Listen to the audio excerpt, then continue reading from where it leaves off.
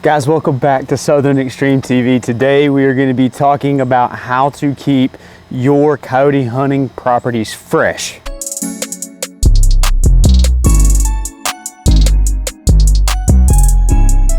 So guys, thank you so much for taking time out of your day to watch what I got going on here on my channel. Be sure to hit that subscribe button. Be sure to hit that like button.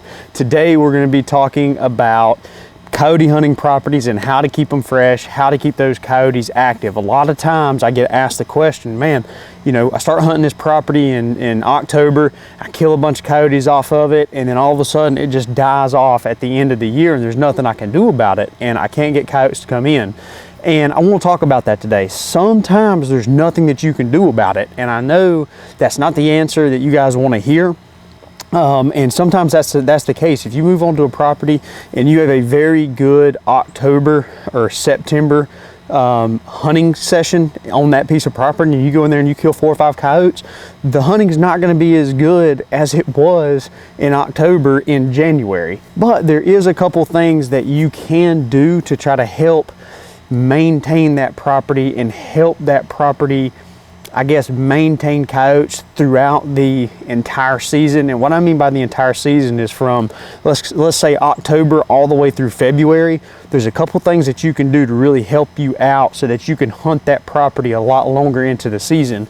And it mainly starts with picking up different properties. A lot of times whenever I get asked this question, and the first thing I ask is, well, how much property, how many acres are you hunting? Different properties. And I'm not talking about a pure 1,000 acre tract. I'm talking about how many individual places can you get in your truck and drive to a different property and go hunt? How many places can you do that? Because that plays a big factor into how long your property is going to last you during a season. And the reason behind that is if you get a couple pieces of property, and what we try to do is in season, we will hunt 2 or 3 nights a week. Now, if you can imagine going to one specific property and calling that one place 3 to 4 times a week, it is going to be very unnatural for those coyotes to hear the same sounds from the same spot at the same times 2 to 3 times a week. It's just not natural.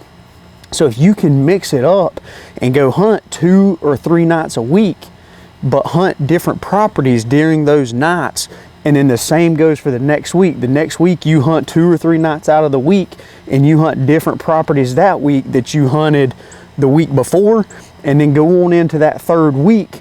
If that third week you can do the same thing, hunt 3 to 4 nights, and those properties you're hunting during those nights you've not called in the past 2 weeks, if you can do that and can get onto that rotation of calling different properties different weeks out of the month, that is going to prolong that one specific property that you hunted week 1 in October.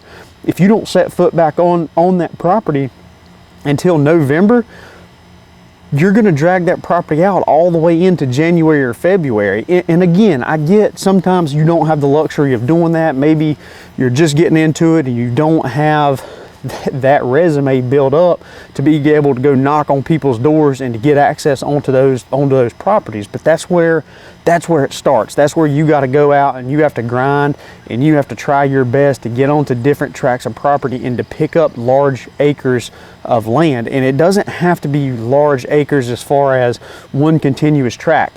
I love being able to pick up 10 acres here, 10 acres there, 15 acres here, because I like being able to drive from place to place. I'm not a huge fan of having to go onto one giant 1,200 acre tract and trying to figure out where those coyotes are at and how can I call that property off of 1,200 acres for them to come in. I'm the type person where if I see a field that butts up next to a good area to hunt, I try to gain access to that little 10 acre patch.